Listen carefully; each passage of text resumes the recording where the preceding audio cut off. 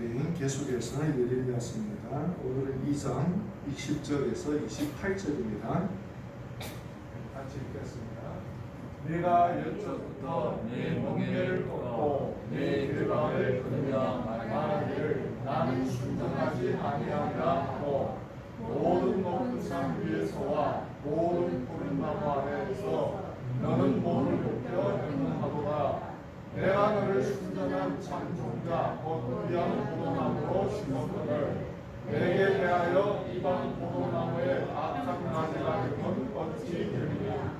주 여호와의 말씀이니라. 내가 제물로 스스로 씻으며 내가 많은 기물을 쓸지라도 내 죄악이 내 앞에 그대로 있으리니 내가 어찌 말하기를 나는 더럽혀지지 아니하였다.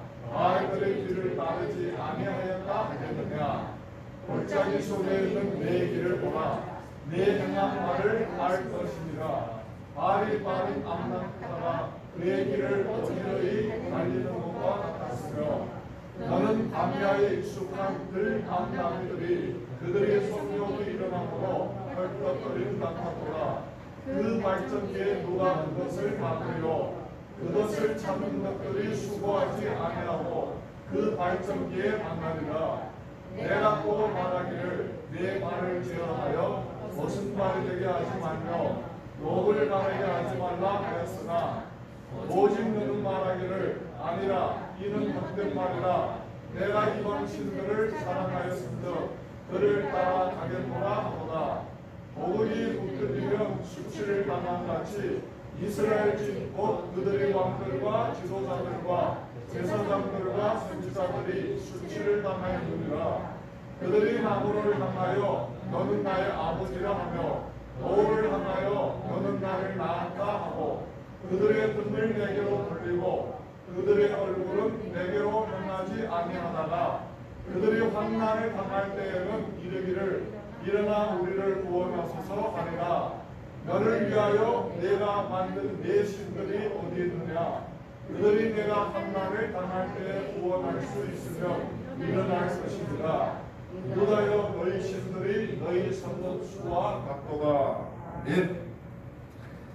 예, 오늘은 예레미야서 2장 20절부터 28절의 말씀으로 유일하신 신을 찾으라 이 제목으로 말씀을 보겠습니다. 네, 예레미야서도 이제는 아마 7주 정도 본 것 같은데 시간이 되시는 대로 예레미야서를 좀 읽으시죠. 읽으셔야 됩니다. 네, 구약의 예언서는 어렵습니다. 우리가 그냥 문자적으로 읽어가는 게 어려운 게 아니고 하나님이 그 시대 이스라엘에게 예레미야라는 선지자를 통해서 예언을 하시는데 오늘 이 시대에 우리에게 어떻게 적용을 해야 되는지에 대해서 이해하기가 쉽지를 않습니다.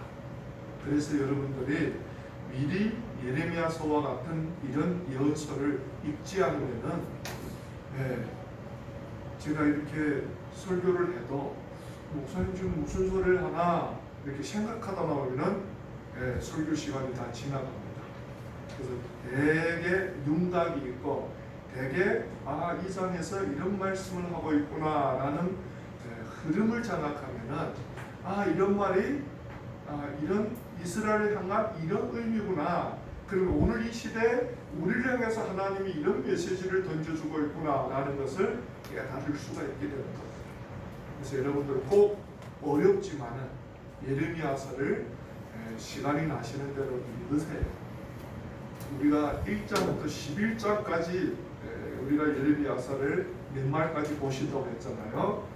좋기는 끝까지 읽으면 좋겠는데 적어도 11장까지는 한 주에 한 번 아니면은 더 좋으면 하루에 한 번씩 읽으면은 제일 좋을 것 같아요. 그래서 저도 이제 매일 제가 설교 새벽 예배 드리는 말씀이나 또 주일 예배 드리는 말씀이나 듣습니다. 새벽 예배 같은 경우에는 매일 적어도 3번에서 4번씩 디모데전서 후서를 반복적으로 듣습니다. 그래도 참 이해하기는 너무 어렵습니다. 그래서 여러분들 성경에 대해서 가까이 하면서 여러분들이 이 시대적인 위기 속에서 말씀이 여러분들이 끌고 가는 그런 역사가 있으시기를 주의 이름으로 부탁드립니다. 힘들잖아요. 더 힘들어질 겁니다. 이런 여러분들 힘든 이 시대의 위기 속에서 무엇이 우리를 지켜주려는가 말이에요. 그래도 우리가 뭔가를 의지하고 살아오려고 했던 것이 다 허물어지는데 결국엔 내 마음을 무엇이 붙잡아 줘야 일어나지 않겠습니까? 힘을 내지 않겠습니까? 근데 우리 마음을 지켜줄 수 있는 건 말씀밖에 없습니다. 그래서 끊임없이 시대의 위기가 오면 올수록 말씀을 가까이 하고 말씀이 성령을 통해 우리에게 주는 감동을 붙잡고 살아야 됩니다. 거기에서 능력이 일어나고 거기에서 확실히 일어나고 거기에서 우리에게 다가오는 환난을 이길 수 있는 용기가 나타나는 겁니다. 그래서 정말 하나님이 우리에게 무엇보다도 소중한 말씀을 우리에게 주셨다는 게 우리에게는 가장 큰 축복입니다. 그래서 유대인들이 말하잖아요. 우리가 이방인들과 합이 뭐냐? 그러니까 바울이 우리에게 하나님이 말씀을 맡은 자로 허락하지 않았느냐 이러는 겁니다. 우리가 말씀을 가까이 할 수 있는 은혜가 있다는 게 감사한 일입니다. 그래서 시간이 나는 대로 꼭 말씀을 가까이 하시기를 주의 이름으로 부탁드립니다. 세상에는 신들이 많습니다. 오늘 제가 제목을 유일하신 신을 찾으라 이랬죠. 신들의 이름이 너무 많아요. 나라마다 민족마다 지역마다 나름대로 자기들이 섬기는 신들이 있습니다. 근데 두 가지로 나눌 수 있습니다. 참신과 거짓신. 세상에는 두 신이 존재합니다. 참신과 거짓신. 하루는 모세가 광야길을 가는데 양모리를 하면서 가는데 떨기나무에서 불꽃이 튕기는 이상한 형상을 봅니다. 그래서 모세가 가까이 다가가서 살펴보는데 거기에서 하나님의 음성이 들려오고 내 발에서 신을 벗어라. 이건 거룩한 땅이니 하나님이 임재하신 그곳이 거룩한 땅이라는 겁니다. 그래서 모세가 너무 놀라가지고 하나님 앞에 어쩔 바를 몰라 하는데 하나님이 모세 보고 그럽니다. 저 애굽 땅에 내 백성들이 너무 힘들어서 내한테 부르짖는데 네가 저 애굽 땅에 가가지고 내 백성들을 이끌어내라 이렇게 말씀을 하는 겁니다. 그래서 모세가 이러는데 하나님 내가 하나님의 백성을 저 애굽 땅에 가서 이끌어내겠는데 저 애굽 땅에 있는 백성들이 나보고 네가 말하는 하나님이 어떤 분이냐라고 물어보면은 제가 어떻게 대답해야 됩니까? 그러니까 하나님이 모세보고 나는 스스로 계시는 자이니라. 네가 애굽에 가서 이스라엘 백성들에게 스스로 계시는 자가 너를 애굽 땅에 보냈다라고 얘기를 해라 그러는 겁니다. 여러분들 이 세상에 참신은 하나밖에 없습니다. 그 신은 스스로 계시는 하나님이십니다. 만들지도 않았고 여러분들 영원전부터 계셨고 만물을 창조하셨고 오늘도 역사를 자기의 뜻대로 주관해 가시는 분입니다. 그분이 참신이라는 겁니다. 그 다음에 존재하는 모든 신들은 어떤 신들입니까? 스스로 존재하는 게 아니라 인간이 만든 신입니다. 인간들이 자기들이 필요를 위해서 돌을 깎아 나무를 깎아 헌신잡도 올라가가지고 섬기다 보니까 그것이 자기들에게 신이 돼버린 겁니다. 그래서 저는 일본을 가보지 못했는데 일본에 갔다 온 사람들의 얘기를 들어보면은 공원 같은데 엄청 많은 인형들을 이렇게 걸어놨다 그러더라고요. 근데 그게 다 신이라 그러더라고요. 다 이름이 있다는 겁니다. 신이라는 겁니다. 누군가가 어떤 조각이든지 사람의 손으로 만든 어떤 형상이든지 섬기면 그게 신이 되는 겁니다. 그래서 이 세상의 거짓신은 스스로 존재하지 않습니다. 인간이 마음속에 필요를 위해서 소원을 위해서 자기 스스로 만들어가지고 그걸 경배하고 그것으로부터 인간이 원하는 것을 구하는 게 거짓신이라는 것입니다. 거짓신은 인간이 만들 수가 없습니다. 근데 놀라운 사실은 그런 거짓신한테 가서 경배를 했는데 들어주더라는 겁니다. 왜 이런 일이 일어날 수 있느냐? 그래서 우리가 성경을 통해서 보니까 인간이 어떤 우상에게 가서라도 경배를 하면 거기에 누가 마귀가 들어가서 인간의 경배를 받더라는 겁니다. 예.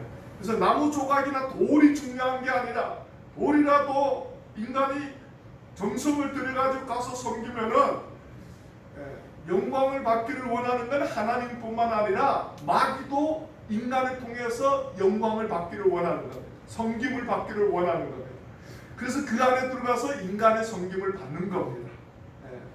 근데 전국적으로 마귀의 목적은 인간을 멸망케 하는 거기 때문에 어떤 때는 뭔가 되는 것 같고 어떤 때는 뭔가 이루어지는 것 같지만은 결국에는 인간을 망하게 만드는 겁니다. 그래서 세상에는 두 신이 있습니다. 여호와라는 참신과 이 세상에 인간이 만든 거짓신이 존재한다는 겁니다. 그래서 하나님은 여러분들 이스라엘 백성들에게 다가가가지고 나 여호와만 이 세상의 참신이니까 나를 섬기라 그러는데 이스라엘 백성들이 참신은 하나님을 섬기지 않고 가나안의 우상을 섬겼다는 겁니다. 그에 대한 하나님이 이스라엘에 대한 책망을 오늘 여기에다가 선지자 예레미야를 통해서 말씀을 하시는 겁니다. 우리가 한번 살펴보자는 겁니다. 그 시대의 이스라엘 백성들의 삶을 하나님이 예레미야라는 선지자를 통해서 질책을 하셨다면 오늘 이 시대를 살아가는 우리가 하나님 앞에 섰을 때 하나님은 정말 우리가 하나님 앞에 온전한 삶을 살아왔다라고 생각하느냐 아니면은 우리가 이스라엘 백성들이 범했던 죄와 같은 똑같은 죄를 범한 건 아니지만은 오늘 이 시대적인 상황 속에서 우리가 주님을 거역하고 우리 멋대로 살아왔던 삶의 모습들을 돌이키면서 하나님 앞에 올바로 나서는 그런 인생들이 되시기를 주 이름으로 부탁드립니다. 우리가 한번 말씀 보겠습니다. 20절부터입니다. 내가 옛적부터 내 멍에를 꺾고 내 결박을 끊으며 말하기를 나는 순복치 아니하리라 하고 모든 높은 산 위와 모든 푸른 나무 아래서 몸을 굽혀 행름하도다. 두 가지를 한번 보겠습니다. 첫 번째로는 멍에가 나옵니다. 430년 동안 이스라엘 백성들 애굽에서 종으로 살았습니다. 애굽 사람들에게 같은 수모를 당하면서 살았습니다. 노예로서 그들이 정말 이스라엘 백성들이 짐승보다도 못하게 부려먹었습니다. 애를 잘 낳잖아. 이스라엘 백성들은 애를 많이 낳으니까 그 당시에는 주로 사람이 모든 일을 하는 시대였기 때문에 사람이 노동력이었기 때문에 남자애들을 많이 낳으면 정말 그런 가정은 축복받았다라고 생각을 했습니다. 지금 어릴 때만 해도 그 당시에 가정에는 여자보다는 남자애를 낳는 것을 많이 선호를 했습니다. 요즘에는 뭐 다 바뀌었잖아요. 요즘에는 남자애 하나 낳는 데까지는 그래도 하나 있으면 좋겠지 이렇게 생각하는데 둘 낳으면은 하늘이 무너진 것처럼 생각합니다. 아이고 어떻게 살겠나 이런. 근데 요즘에 딸을 둘이 낳으면은 그냥 얼굴이 그냥 방긋해집니다. 복 받았다 그러더라고요. 시대가 또 조만간에 어떻게 바뀔지는 모르겠는데 다 시대적인 상황이니까 너무 즐거워할 필요는 없습니다. 하나님이 남자를 두든지 여자를 두든지 주님의 형상대로 잘 양육을 하는 게 중요하죠.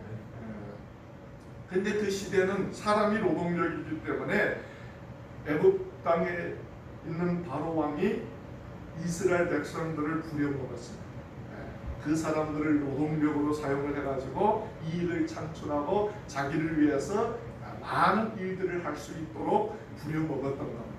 그 너무 힘드니까 사는 게 힘드니까 하나님 앞에 기도하기 시작했습니다. 주님, 우리가 사는 게 너무 힘들어요. 이는 짐승보다도 못하고 하루 종일이라도 입에다가 풀칠을 하기도 힘든 상황인데 주님 도대체 우리를 이 세상에 살아가게 하는 하나님의 목적이 뭡니까?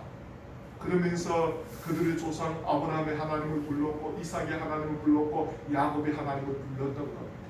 하나님이 아브라함과의 약속을 기억하고 모세를 애굽 땅으로 보낸 겁니다. 보내가지고 이스라엘 백성들을 출애굽을 시켰습니다. 애굽의 속박된 노예살이에서 벗어나서 가나안 땅으로 인도하기 위해서 광야로 나온 겁니다. 근데 광야에 나오고 보니까 사람은 광야에 나와서 애굽을 탈출하고 광야로 나왔지만은 여전히 애굽의 사상이 그들을 붙잡고 있었던 겁니다. 여전히 애굽의 노예 근성이 그들을 붙잡고 있었던 겁니다. 사람은 똑같은 사람이지만은 그러나 애굽에서 노예살이에 질이 들었던 이스라엘 백성들이 광야로 나왔는데도 여전히 하나님이 그들에게 준 자유함을 누리지 못하고 애굽의 그 문화가 그들을 얽매이고 있었던 겁니다. 그래서 하나님이 보시니까 너무 안타까웠던 거예요. 여러분들 우리가 한국에 와서도 가장 많이 느끼는 게, 여러분들 우리 탈북 동포들도 그렇고 중국 동포들도 그렇고 또 고려인 동포들도 보면은 서로 만나면은 똑같은 말을 하고 똑같은 혈통을 가지고 있지만은 너무 다릅니다. 생각이 다르고 삶의 방식이 다르고, 결국 같지 않은 일에 어떤 때는 저 사람이 상처받고 어떤 때는 이 사람이 상처를 받는 겁니다. 그래서 참 희한하다. 어떻게 똑같은 말을 같이 앉아하면서 저 사람을 이해할 수 있고 이 사람을 이해할 수 없는 그런 어떤 내 현실을 경험을 하면서 문화적인 차이라는 게 너무 무섭구나, 이런 생각을 많이 합니다. 애굽에서 종살이를 하던 이스라엘 백성들이 광야로 나왔는데 여전히 애굽의 노예살이를 하던 근성을 버리지 못하니까 하나님이 제일 먼저 하는 일이 뭡니까? 시내산으로 데리고 가는 겁니다. 시내산으로 데려가서 약 9개월 동안 모세를 통해서 이스라엘 백성들에게 뭘 합니까? 율법 공부를 시키는 겁니다. 하나님이 모세를 불러가지고 시내산에서 40일 동안 율법을 주고 모세가 시내산에 머물러서 이스라엘 백성들에게 하나님의 율법을 말을 하는 겁니다. 한 9개월 정도 이스라엘 백성들에게 하나님의 말씀을 말해서 애굽의 종된 속박에서 이제는 벗어나서 이제는 하나님의 백성으로서의 자유함을 누리는 삶이 무엇인지를 가르쳐 줬다는 겁니다.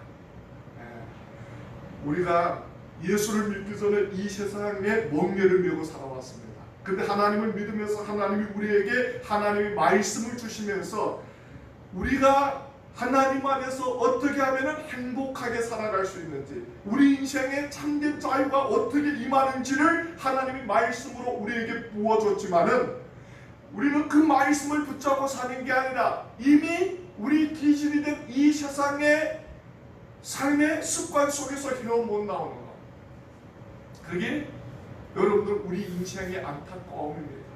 그래서 주일날에는 교회 와가지고 설교 듣고 성경 공부하면은 다시는 옛날처럼 살지 말고 하나님 앞에 올바로 살아야 되지, 이런 마음의 결단을 하고 문을 나서는데 돌아가면 또 원래 살아가는 삶의 모습대로 사는 겁니다. 너무 힘들어요. 똑같아요. 성도나 목사나 별 차이가 없습니다. 그래서 하나님 앞에 기도하고, 그래서 하나님의 말씀을 가까이 하면서 끊임없이 성령의 도움을 통해서 지속된 나의 기질을 하나님의 말씀으로 다스리려고 하고 성령의 도우심으로 끌고 가려고 하는 겁니다. 힘들어요. 우리가 존경하는 바울마저도 내 안에 한 법이 세상을 쫓지만 또 다른 한 법이 하나님을 즐거워하노라. 내 속에서 두 영이 싸운다는 것. 세상을 즐거워하는 영과 하나님을 즐거워하는 영이 매일 싸운다는 것. 근데 우리가 하나님의 말씀이 우리를 내어주기 시작하면은 점진적으로 어떻게 됩니까? 세상에 속한 나가 점점 작아지고 하나님에 속한 나가 커지다 보면은 처음에는 세상에 속한 나가 큽니다. 하나님에 속한 나가 작기 때문에 자꾸 세상에 유혹받고 세상의 마음이 빼앗기는데, 우리가 정말 기도하고 하나님의 말씀을 붙잡고 살아가다 보면은 하나님에 속한 나가 점점 커져가지고 이제는 세상이 나를 못 끌고 가는 겁니다.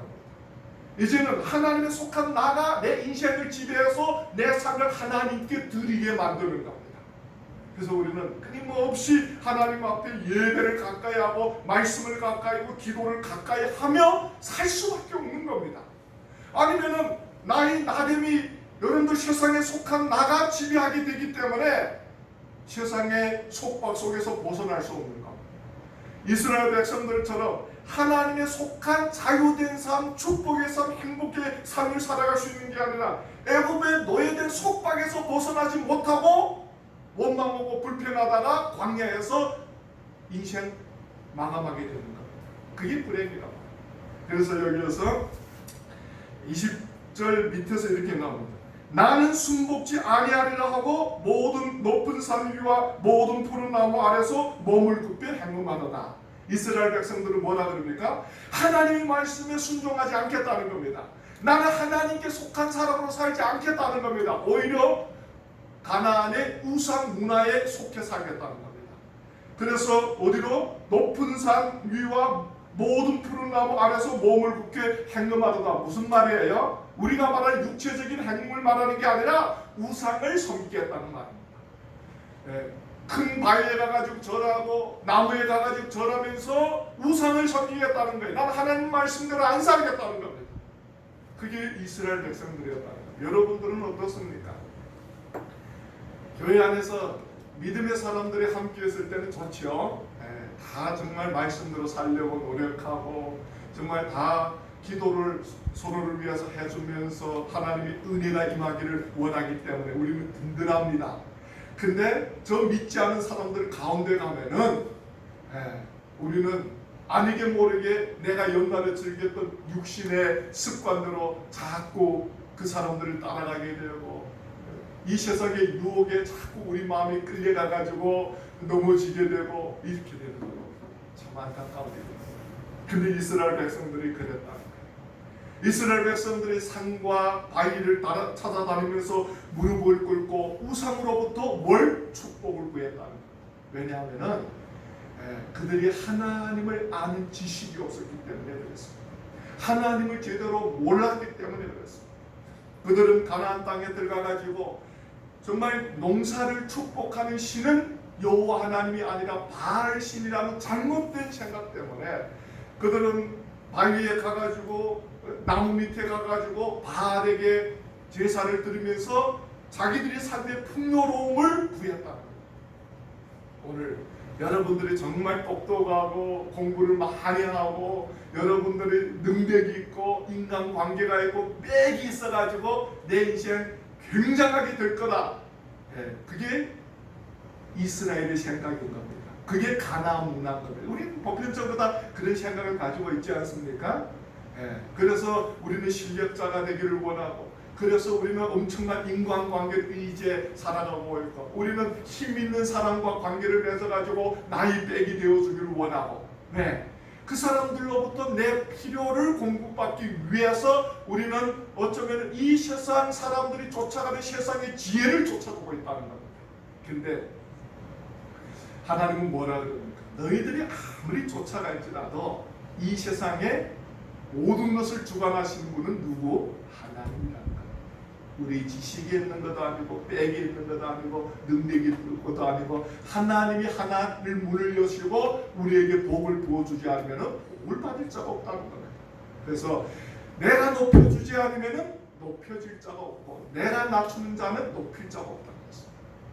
여러분들 정말 하나님을 의지하고 바라보는 것이 만복의 근원입니다. 하나님을 바라보세요. 21절 내가 너를 순전한 참종자 곧 귀한 포도나무로 심었거늘 내게 대하여 이방 포도나무의 악한 가지가 되면 어쩌미뇨. 여러분들 우리가 읽은 이 말씀 20절부터 28절까지 한 6개인가 7개 비유가 나옵니다. 재미나요. 그래서 두 번째 비유인데 21절은 첫 번째는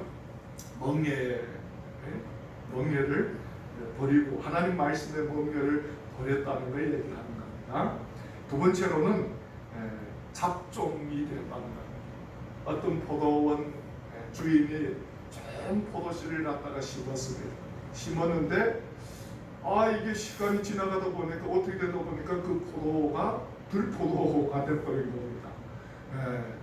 들포도가 돼가지고 참 포도나무가 달린 게 아니라 들포도가 달려버린 겁니다. 그러니까 농부가 얼마나 상심하겠어요.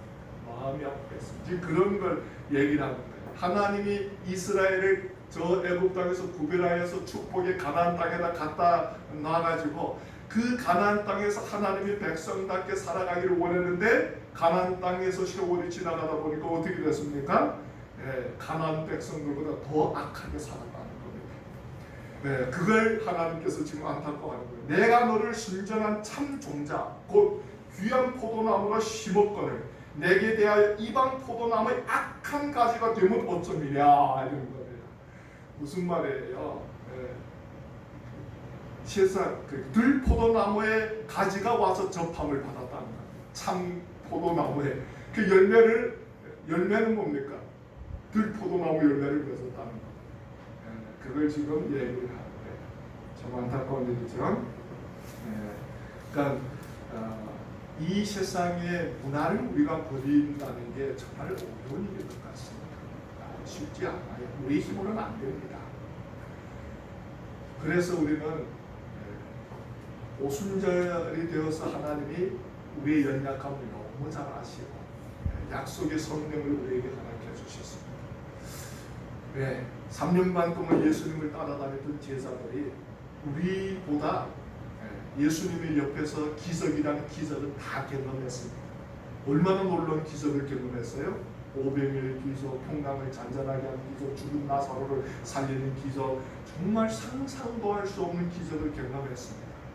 오늘도 우리가 살아가는 이 시대에 어떤 유명하다는 주의 종들이 능력을 일으키기도 하는데 예수님이 일으킨 능력에 비하면 보잘것없단 말입니다. 그런데 그 제자들이 예수님을 따라다니면서 예수님이 하나님이시고 하나님이 일으키는 그 어마어마한 능력을 보면서도 불구하고 예수님이 십자가에 못 박히실 때 다 도망칩니다. 다 도망쳐가지고 자기 길을 가는 겁니다. 참 안타까운 일이죠. 우리 같으면은 도망치지 않을 것 같죠. 우리 같으면은 하나님이 우리 인생에 얼마나 값비싼 은혜를 부어줬는데 하나님을 떠난다는 것이 말도 안 되는 소리죠. 네? 예수님을 3년 반 따라다녔던 그 제자들이 예수님을 떠나버린 겁니다. 그런데 예수님은 어떻습니까? 그 도망친 제자들을 하나하나 찾아가면서 다니면서 다시 그 제자들을 불러들이면서 내가 너희들이 연약한 걸 안다. 너희들이 정말 마음으로서는 나를 믿고 내 뜻대로 살고 싶은데 너희들이 육신으로 너희들이 인생에 임하는 이 어려움을 이길 수 있는 능력이 없다는 걸 내가 너무 잘 안다는 거예요. 하나님이 오늘 우리가 이 세상의 유혹을 이길 힘이 없다는 걸 압니다. 하나님이 오늘 우리가 우리 인생의 문제 앞에 우리가 얼마나 연약하고 얼마나 깨어지기 쉬운 질그릇이라는 걸 너무 잘 압니다. 하나님이. 그래서 하나님이 어찌입니까? 약속의 성령을 우리에게 허락했다는 겁니다. 예수님이 부활하셔서 제자들 가운데 오셔가지고 뿔뿔이 도망치던 제자들 보고 뭐라 그럽니까? 이곳을 떠나지 말고 약속의 성령을 기다리라 그럽니다. 제자들이 마가라는 다락방에서 약속의 성령을 기다립니다. 기도하면서 약속의 성령이 오순절날의 이맘에 불의해같이 마가 다락방에 있는 모든 사람이 대해서 모든 사람이 성령으로 충만함을 받았다고 했습니다. 성령 충만을 받은 그 사람들이 예루살렘 거리에 나가가지고 예수는 그리스도라고 담대하게 증거했고, 전에는 여러분들 정말 그 사람의 이름만 들어도 두려워서 벌벌 떨었는데 담대하게 그 사람들 앞에 서가지고 예수가 그리스도이심을 증거했다는 겁니다. 사람은 똑같은 사람이었어요. 그러나 성령이 그들과 함께하니까 그들의 삶의 자세가 달라져 버렸다는 겁니다. 여러분들, 우리가 아무리 공부를 해도 우리는 인간입니다. 우리가 아무리 많은 것을 가지고 이 세상을 살아간다 해도 우리가 절대적인 존재가 아니기 때문에 우리는 두렵고 이 세상을 상대하기에는 연약한 존재들입니다. 우리가 염려하고 근심하지 않으면 살 수가 없습니다. 우리는 이런 문제 저런 문제 인생 삶에서 너무나도 많은 문제를 고민해야 되고 너무나도 많은 문제 때문에 염려하고 근심하며 삽니다. 그게 인생이기 때문에 그렇습니다. 그러나 성령이 우리 안에 오셔서 우리와 함께 하시면은 그 성령이 우리를 강하고 담대하게 하신다는 겁니다. 왜? 하나님이 영이시기 때문에 그렇습니다. 절대 진리시기 때문에 그렇습니다. 절대 전능자가 우리 가운데 오시기 때문에 그 절대 전능자가 우리를 지켜주는 겁니다. 우리가 우리를 지키는 게 아니라는 겁니다. 우리가 어떻게 우리를 지킵니까? 가진 것도 없고 배운 것도 없고 능력도 없고 백도 없는데 뭘로 여러분들을 지킵니까? 여러분들이 특별히 이 코로나 이 위기 속에서 뭐 코로나를 피해가려고 뭐 방법은 많이 쓰잖아요. 그리고는 종이장 같은 마스크 하나 낀다고 뭐 해결이 뭐가 되겠습니까? 저 감염한 받은 사람들은 마스크 안 끼고 다녀서 감염이 됐겠습니까? 물론 여러분들 최선을 다해서 인간의 방식으로 해야 될 거는 다 해야 되겠죠. 그러나 전국적으로 우리의 운명은 하나님의 권한에 있는 거지 세상에 있는 게 아니라는 것입니다. 우리가 우리 스스로를 보호해서 보호가 되고 우리가 우리 스스로를 지키려고 해서 지켜지는 게 아니더라는 겁니다. 어느 날인가 갑자기 나가가지고 사고를 당했어요. 어느 날인가 갑자기 나의 가까운 혈육이 여러분들 문제로 말미암아 생명을 잃어버렸다 그럽니다. 여러분들 그게 인간의 한계라는 겁니다. 인간의 한계. 하나님이 지켜줘야 된다는 겁니다. 하나님이 함께하지 않으면은 우리가 뭘 할 수 있습니까? 아무것도 할 수 없어요.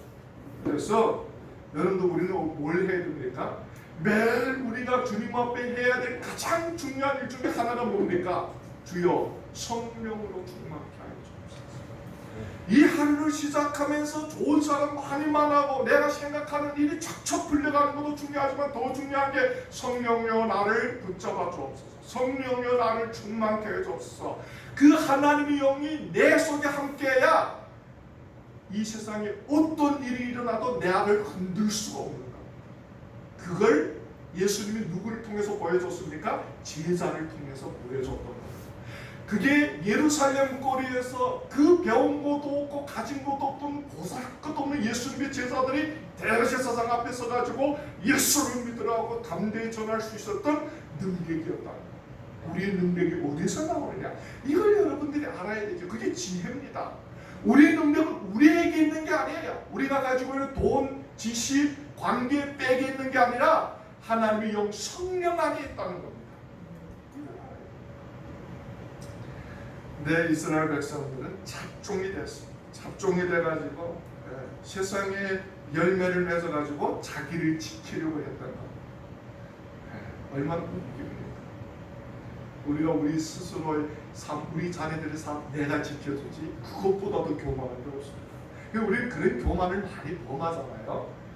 내가 없으면 이 가정이 어떻게 되냐? 내가 없으면 너희들이 어떻게 되냐? 없어도 더 잘 됩니다.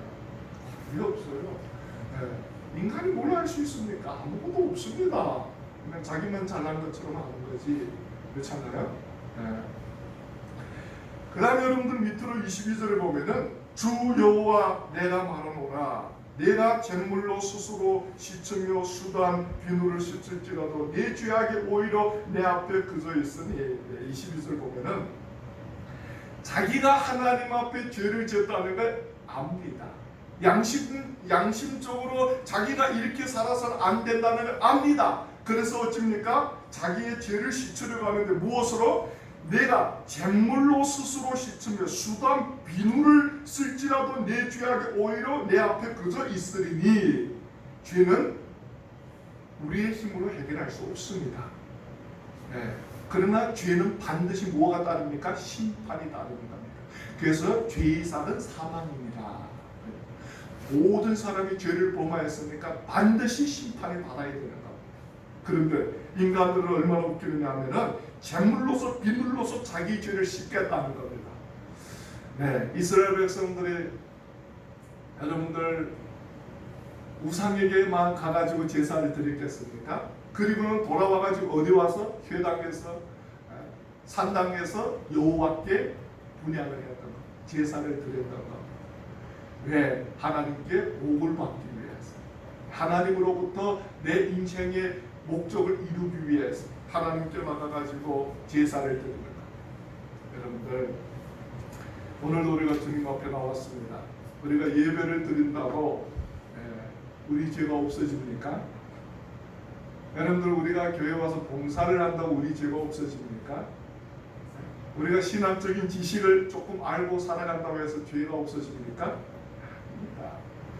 우리가 우리 마음속에 하나님 앞에 불순종했던 삶을 애통하면서 회개를 하지 않으면, 예수 그리스도의 보혈의 피로 여러분들 시침을 받지 않으면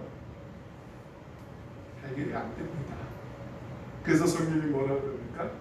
우리가 주님 앞에 나와서 애통하며 회개할 때 우리 죄가 진홍같이 불길질지라도 양털같이 씻게 된다고 말씀합니다. 우리는 하나님 앞에 나와서 여러분들 성령을 구해야 되지만 두 번째로 뭡니까? 회개를 해야 돼요. 매일같이 반복적으로 지어가는 죄들, 매일같이 주님 앞에 불신하는 불신의 삶들을 하나님 앞에 철저하게 회개를 해요. 근데 우리는 회개를 잘 하지를 않아요. 왜? 나의 죄를 인정하지 않는 게 아니라 다 그렇게 사니까. 다 그렇게 사니까 뭐 다 그렇게 사는데 뭐 나만 뭐 주님 앞에 나가가지고 회개한다고 뭐가 되겠느냐? 아니에요. 이 세상이 다 죄악으로 물들었을지라도 하나님의 성령이 내 양심에 깨달아주면은 나라도 주님 앞에 무릎 꿇고 회개하며 나가야 되는 거예요. 그게 주님이 원하는 마음. 나라도 하나님 앞에 무릎 꿇고 내 양심을 통하여서 호소하는 하나님 말씀 앞에 회개를 해야 되는 거예요. 그럴 때 하나님이 나를 들어서 세상을 밝히는 거예요. 그럴 때 하나님이 나를 들어서 하나님의 역사를 이루어 가시는 거예요. 그게 주님이 일하십니다. 네. 기도를 많이 하는 데까지는 좋습니다. 나쁘진 않은데 문제는 뭡니까? 이 마음이 골물대로 골맞고 악으로 채워질 대로 채워졌습니다. 이제는 내가 죄를 지어도 죄를 짓는지도 모릅니다. 너무 뻔뻔스러워가지고 할짓 안 할짓 다 하고도 하나님 앞에 아무런 양심의 가책도 없습니다. 절대 성령이 일 안 합니다. 하나님이 절대 일을 안 합니다. 내가 조금 봉사하고 예배드리고 기도한다? 주님 일한다? 자기 전에 자기를 속이지 마세요. 하나님이 절대 일을 안 할 겁니다. 오늘도 내 양심이 화인을 맞지 않아서 하나님이 성령의 말씀을 통해 내 심령을 찌르는 그 말씀 앞에 내가 회개하고 애통하는 마음이 없다면 정말 주님 앞에 자신을 한번 심각하게 돌아봐야 돼요. 이제 갈 때까지 가서 그런 거예요. 지금 뭐가 뭔지를 몰라요. 지금 심각한 문제입니다. 하나님을 우리가 믿는다는 형식이 아닙니다. 종교라는 것은 하나님과 우리의 삶이라는 함께하는 삶입니다. 하나님이 우리 속에 임마누엘 하셨는데 그 하나님을 우리가 우리 삶에서 느끼고 경험하고 그 하나님과 대화하고 그 하나님의 인도하심에 순종하며 살아가는 그런 삶 없어요. 살다가 그냥 교회에서 가르쳐 준 대로 예배드리고 기도하고 아무튼 알아서 주님이 그냥 축복 주겠지. 얼마나 불행합니까? 이 위기의 시대를 살아가는 것만 해도 힘든데 전혀 하나님이 내 인생과 관계없는 위장된 삶, 형식적인 기독교 신앙생활 불행하죠. 불쌍한 겁니다. 그거. 오늘 이스라엘 백성들이 그렇게 살았다는 거예요. 22절에 주 여호와 내가 말하노라 내가 잿물로 스스로 씻으며 수단 비누를 쓸지라도 내 죄악이 오히려 내 앞에 그저 있으니 이렇게 그저 있다는 거예요. 회개하지 않을 때까지. 그래서 하나님이 이스라엘 보고 뭐라고 합니까? 내가 너희들이 하나님 앞에 드린 천천만만의 수양의 기름에 이제는 식증이 난다. 너희들이 옷을 찢지 말고 마음을 찢고 주님 앞에 통회하라 그랬습니다. 여러분들 예수님이 왔던 그 시대에 하나님 앞에 가장 믿음 생활했던 바리새인들과 사두개인들에 관해서 예수님 뭐라고 합니까?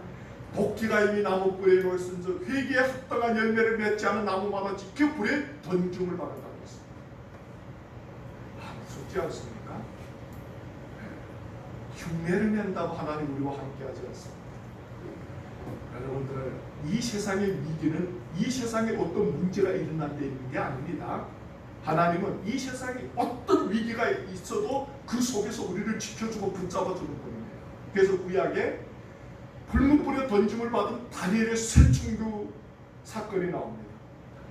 그 불문불로 다니엘 쇠친구를 던지려고 갔던 군사들이 태워 죽을 정도로 불문불의 온도가 높았다 그랬습니다. 그런데 그 불목불 속에서도 다니엘의 친구는 춤을 췄다는 거예요. 이게 말이나 됩니까 여러분들? 현대 이성으로 생각해 보면은. 근데 놀라운 사실은 뭡니까? 하나님이 그 속에 함께했다는 거예요. 이 세상에 어떤 위기가 왔느냐가 두렵지 않습니다. 위기는 뭔지 압니까? 내 속에 하나님이 없다는 게 위기입니다. 내가 지금 주님 앞에 온전히 나가지 못하고 있다는 게 위기입니다. 그것보다 더 큰 위기가 없어요. 지금 여러분들 삶 속에 하나님이 계시느냐 말입니다. 지금 여러분들 하나님과 함께하고 있느냐 말입니다. 여러분들 지금 하나님의 신음소리를 느끼고 있는가 말입니다. 하나님이 이 신앙과 하나님의 마음을 느끼고 있는가 말입니다. 그게 문제지. 왜 느끼지를 못하냐? 너무 썩을 대로 썩고 골마 터질 대로 골마 터질 죄악으로 찰대로 찬 우리의 삶이 하나님이 어떻게 임하겠어요? 우리는 이 시대의 교회를 안타까워하고 이 시대의 기독교가 이렇게 되다가는 끝이 나지 않겠느냐 생각을 하는데 이 시대의 교회를 고민하지 말고 스스로를 고민하세요. 스스로. 하나님이 오늘이라도 재림하신다면 주님 앞에 떳떳이 설 수 있는 자격이 있는지에 대해서 하나님 속이고 나를 속이고 살지 말아요. 무슨 의미가 있습니까? 힘든 거예요. 다음 밑으로 내가 어찌 말하기를 나는 더럽히지 아니하였다 바알들을 쫓지 아니하였다 하겠느냐. 골짜기 속에 있는 내 길을 보라. 내 행한 발을 알 것이니라. 너는 발이 빠른 젊은 암약대가 그 길에서 어지러워 달린 같으며 너는 광야에 익숙한 들 암나기가 그 속력이 동함으로 헐떡거리는 같도다. 그 속력의 때에 누가 그것을 막으려 그것을 찾는 자들이 수고치 아니하고 그것이 달에 만나리라. 무섭습니다. 그들이 그런 짓을 하고도 뭐라 그럽니까? 안 했다 그러는 거. 내가 무슨 죄를 지었느냐 그러는 내가 너무나 못한 게 뭐냐 그럽니다. 나는 너무나 더 정직하고 진실하게 살았다는 겁니다. 여러분들 다 그런지 모르겠어요. 여러분들이 지금 다른 사람들이 여러분들 보고 야 왜 그렇게 살아 그러면 니나 잘 살아. 나는 얼마나 온전하게 사는데 얼마나 진실하고 정직하게 사는데 네 꼴이나 제대로 좀 정리를 해. 이스라엘 백성들이 뭐라 그럽니까? 하나님이 지금 그들을 예레미야 선지자를 통해서 질책하되 내가 어찌 말하기를 이스라엘이 말합니다. 나는 더럽히지 아니하였다. 바알들을 쫓지 아니하였다 이러는 겁니다. 거짓말하는 거예요. 다 모릅니다. 우리가 어찌 그 사람의 마음을 알겠습니까? 자기의 애에서 난 애의 마음을 부모도 모르는데 천리 물속 깊이 날아도 사람의 마음을 알 수가 없다 그러는데 누구 압니까? 누구도 몰라요. 근데 성경은 뭐라고 썼는지 압니까? 만물보다 심히 거짓되고 부패한 것이 인간의 마음이라고 그랬습니다. 그게 우리 마음입니다. 내가 얼마나 정직하고 진실하고 선하고 양심적이고 그러지 마세요. 그게 그 자체가 거짓말입니다. 성경은 뭐라 그럽니까? 만물보다 심히 거짓되고 부패한 게 인간의 마음입니다. 얼마나 인간이 탐욕스러운지 아세요? 네. 배가 불러도 먹습니다. 짐승은 배가 부르면은 우리 동물세계 한번 보세요. 사자가 배 부르면 앞에서 토끼가 왔다 갔다 해도 안 잡아먹습니다. 배가 부르기 때문에. 인간은 안 그래요. 인간은 배가 먹어도 배 터지는 줄 모르고 먹어요. 얼마나 탐욕스러운지 몰라요. 그게 인간들입니다. 있어도 더 좋은 걸 갖고 싶고 더 많은 걸 가지고 싶고 더 많은 걸 누리고 싶은 게 인간의 탐욕입니다. 인간의 욕망의 항아리는 채울 수가 없다고 그러지 않습니까? 왜? 밑굽이 빠졌기 때문에. 부어요도 보여도 끝이 없다는 거. 그게 인생이다. 그게 우리입니다. 지금 제가 다른 사람 소리를 한다고 생각하고 우리 지금 자신이 그렇다는 거예요. 너무 위상을 잘하고 그럴듯하게 살아오니까 내가 정말 정직하고 진실하고 옳은 사람인 줄 착각하지 마세요. 네, 그게 더 웃기는 일입니다. 근데 이스라엘은 뭐라 그럽니까? 안 했다는 거예요. 그러니까 하나님이 뭐라 그러나 더 제대로 골짜기 속에 있는 내 길을 보라 그래요. 너희들이 지금 밟고 다니는 길에 너희들이 행실이 지금 드러났다는 거예요. 이 골짜기는 흰놈의 골짜기인데 흰놈의 골짜기는 이스라엘 백성들이 우상에게 제사를 드리던 골짜기였습니다. 이 우상들에게 제사를 드리러 갔다 왔다는 발걸음이 지금 너희들이 한 우상을 섬기는 증거가 되는데 거짓말을 하느냐 그럽니다. 말이나 되느냐 그럽니다. 하나님 지금 빤히 보고 있는데 너희들이 지금 거짓말을 하느냐 그럽니다. 우리가 지금 하나님 앞에 정직하고 진실하다고 말하는데 하나님이 지금 우리 마음을 빤히 보고 있는데 히브리서가 뭐라 그럽니까? 여러분들 만물이 그 앞에 드러나지 않음이 없다고 했어요. 만물이 그 앞에 모두 다 드러나는 거예요. 하나님이 우리의 마음의 깊은 곳까지 감찰하십니다. 우리가 아무리 아니다 해도 주님은 우리보다 우리를 더 잘합니다. 여러분들이 스스로도 어떤 때는 잘못한 일을 하고서도 몰라. 근데 주님은 여러분들보다도 더 잘합니다. 그렇게 착각하지 말라는 거예요. 하나님이 여러분들 죄를 들춰내서 여러분들 심판하기 위해 그러는 게 아닙니다. 하나님이 여러분들 얼마나 사랑하는데 하나님은 시내 산에서 하나님의 말씀의 멍에를 우리에게 메워가지고 그 멍에는 쉽고 가볍다 그랬습니다. 그 하나님의 말씀이 우리의 자유를 뺏어가는 게 아니라 그 하나님의 말씀대로 살면 우리에게 행복이 있다는 겁니다. 그 하나님의 말씀대로 살면 우리 삶 속에 기쁨이 있고 즐거움이 있고 이 세상에 깨어진 질서가 회복이 된다는 겁니다. 우리 가정이 왜 이렇게 힘드냐? 우리 부부관계가 왜 이렇게 힘드냐? 우리 자녀들은 왜 이렇게 말을 안 듣느냐? 간단합니다. 하나님 말씀으로 돌아가면 회복이 됩니다. 질서가 만들어지고 여러분들 삶에 회복이 일어납니다. 왜 이런 일이 일어나냐? 간단해요. 하나님 말씀에서 너무 멀리 가는 것입니다. 부모는 부모대로 자녀는 자녀대로 가정은 가는 그 사람들 제갈 길을 가서 그랬어요. 그 주님 뭐라고 각기 제갈 길로 가나니 하나님을 찾는 자도 없고 하나님을 예비하는 자도 없다고 그랬어요. 그게 어쩌면 우리 가정의 모습이 아닌지 모르겠습니다. 이제 밑으로 봅시다. 골짜기에 있는 그 길을 보라 네 행한 바를 알 것이리라. 너는 발이 빠른 젊은 암약대가 그 길에 어지러이 달린 같으며 두 가지를 얘기합니다. 암약대하고 암들나게라.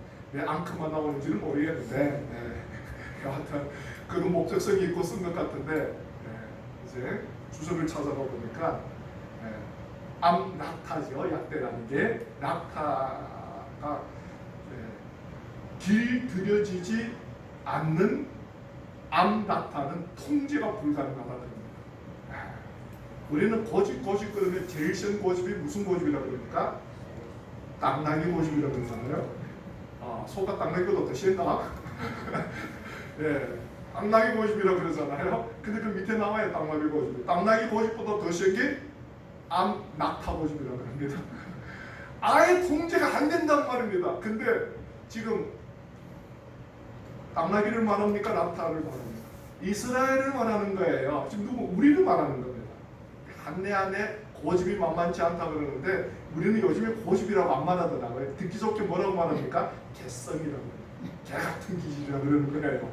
도요가면서 저 사람 개성이 특별하다고 뭐 칭찬해 주는 줄로 생각합니다. 우리 애는 개성이 있다는 거예요. 말을 안 듣는 거 보고 그러잖아요. 무슨 요수상 보고 내가 개성이 있어가지고 안 할 짓을 하는 것도 뭐 칭찬을 해줍니까? 그거 그냥 때려가지고 정신들게.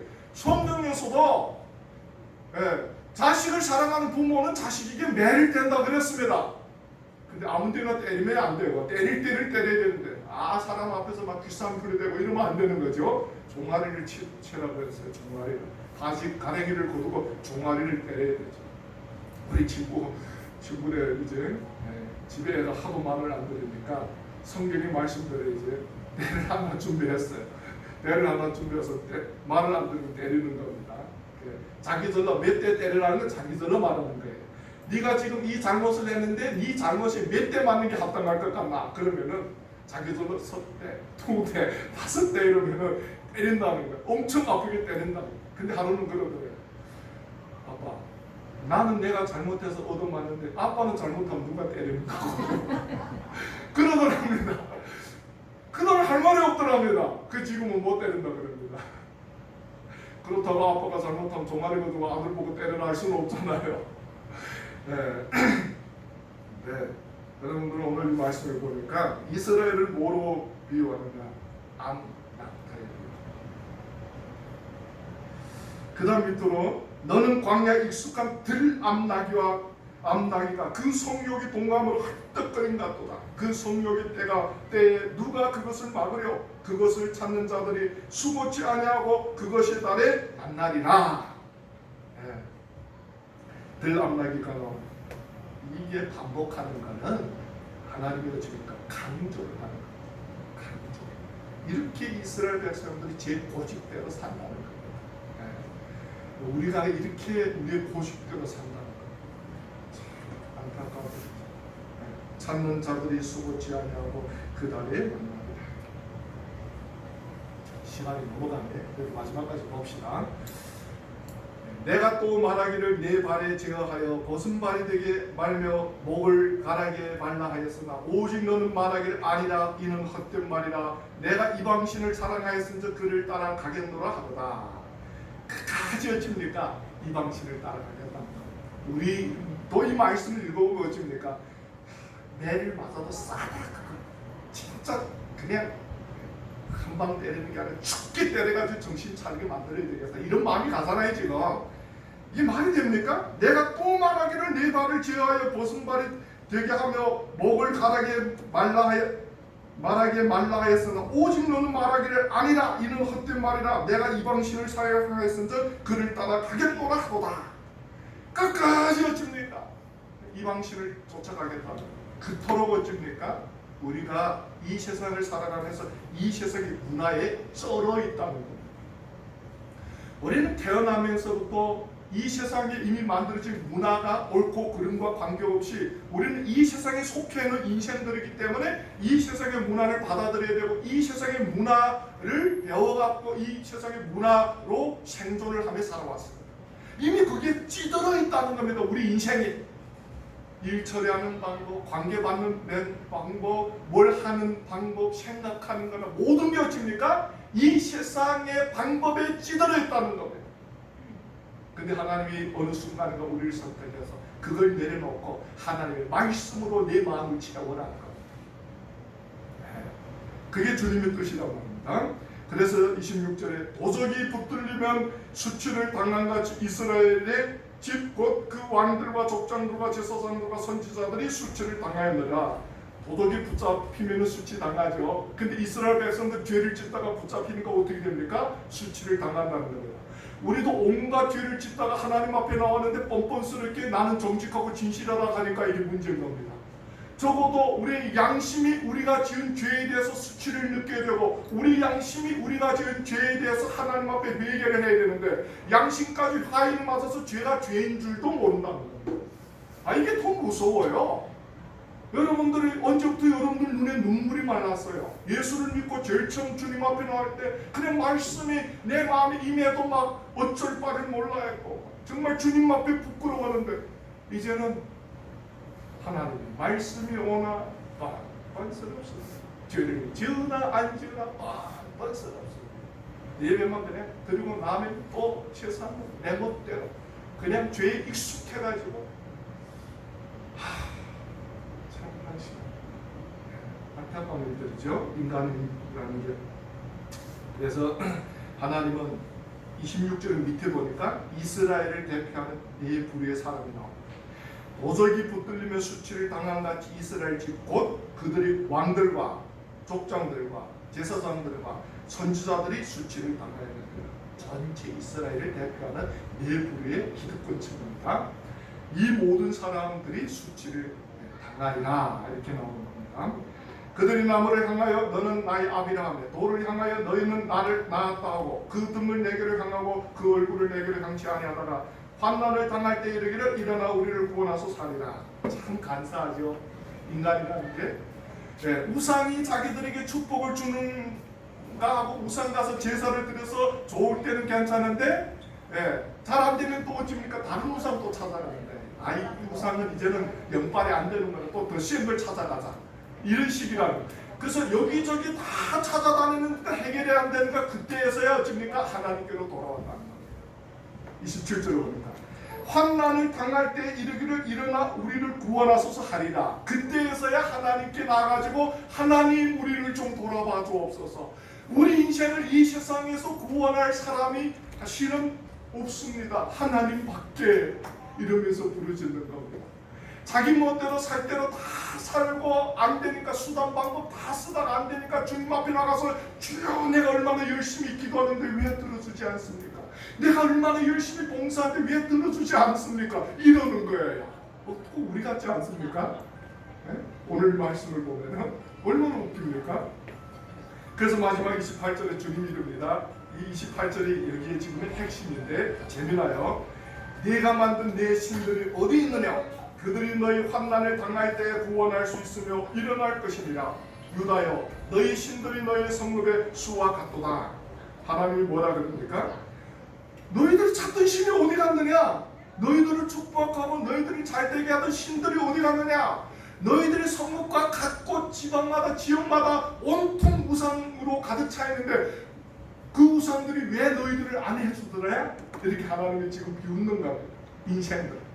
네. 인생들이 여러분들 21세기 문명이 발전해가지고 대단한 것처럼 떵떵거리고 하나님 우습게 하던데 코로나가 한번 오니까 그냥 세상이 그냥 완전히 지금 난리 복석이잖아요. 코로나만 문제입니까? 먹고 사는 거 경제 위기 그 외에 엉망진창이 됐습니다. 지금 이 사회가 막. 야 이게 뭐 언제까지 갈지 정말 막막합니다. 지금 좀 빨리 좀 이렇게 좀 걷어줬으면 좋겠는데 주님이 뭐 내 말을 잘 안 들어요. 주님 좀 우리를 불쌍히 여겨서 좀 나도 좀 중국도 갔다 와야 되겠네. 주님이 내가 중국 갔다 오는 게 별로 관심이 없나 봐요. 더 아마 이 인간들 좀 정신을 차려야 주님이 코로나도 좀 거두시려는지 모르겠는데 그 유다 백성들을 향해서 하나님이 네가 만든 내 신들이 어디 있느냐? 그들이 너희 환난을 당할 때 구원할 수 있으면 일어날 것입니다. 너희들이 어려움을 당할 때 그 우상들이 왜 너희들을 구원하지 못하느냐? 이렇게 물어보는 겁니다. 우리가 의지했던 그 모든 것들이 우리를 지켜줄 수 있느냐는 겁니다. 지켜줄 수 없어요. 그 시편 기사가 그 말씀 자주 하는 말씀이지 제가 도울 힘이 없는 방백을 의지하지 말라. 네 주 여호와를 의지하라. 그게 우리가 의지할 유일한 힘이다. 그래서 마지막으로 유다여 너희 신들이 너희 성읍수와 같도다. 얼마나 많은가 봐요. 성읍수하고 같다는 거예요. 너희 신들의 우상이 그냥 도저히 제가 이제 오래전 한 10년 가까이 되겠어요. 박사학위 공부를 할 때 태국에서 이제 했는데 태국에 가면은 얼마나 우상 단지 많은지 뭐 그 길가에 가다가도 골목에 그냥 이렇게 있는데 우상이라는 게 태국 왕, 공주, 왕자 이런 동단지들 태국 사람들 가다가 서가지고 기도하고 그러더라고요. 뭐 어떤 우상 단지는 좀 불쌍하더라고요. 쓰레기 쌍게 있는 그 옆에 우상 단지는 그 어떻게 쓰레기를 지키고 있는 게 좀 보기 좀 민망스럽더라고요. 태국 길거리 가면은 굉장히 지저분하잖아요. 쓰레기들도 많고 화장실도 뭐 더럽고 하는데 그런 옆에도 우상 단지가 서 있더라. 그래서 온통 이 나라에 그냥 향태우는 냄새, 우상 단지들 그냥 그냥 가니까 그냥 시내에서 그 향 냄새가 납니다. 중국에 인천이라는 곳이 있어요. 이슬람 성지라고 합니다. 그곳에 인천이라는 곳에 가면은 그 시내 자체가 향내 나옵니다. 향을 너무 태워가지고 이슬람 사원이 많은데 그냥 이렇게 하루 이제 호텔에 있다 보면은 시간이 되면 딱 종칩니다. 전하에 있는 알라의 백성들은 모이라 이런 거죠. 쳐요. 아니면 꼭 이 박성계가 되고 뭐라 막 소리를 냅니다. 온 시내가 막 그냥 참 그 냄새, 그 분위기 그 자체가 제가 예수 믿어서 그런 게 아니라 너무 싫더라. 얼마나 싫었지. 근데 이스라엘이 그랬다는 겁니다. 오늘 이 말씀을 보니까 온통 마을마다 그냥 구석구석 소리 그냥 우상들이 서 있어요. 주님이 얼마나 마음이 아팠겠습니까. 우리는 집에다가 우상 단지는 안 만들어놨습니다. 그 우리는 괜찮지요. 근데 오늘 우리에게 가장 큰 우상은 뭡니까? 우리 자신입니다. 이게 가장 무서워요. 우리는 우리가 너무 우상이 되어버려요. 세상적인 말로 말하면 너무 이기적인 인간이 되어버려요. 깨세요. 깨지 않으면 주님을 못 만납니다. 깨지 않으면 하나님의 은혜가 임할 수가 없습니다. 깨세요. 주님께 드리세요. 회개하세요. 성령의 도우심을 받았습니다. 그럴 때 새로운 삶의 시작이 여러분들 삶 속에 임하신다는 것을 믿으시길 바랍니다. 기도하겠습니다.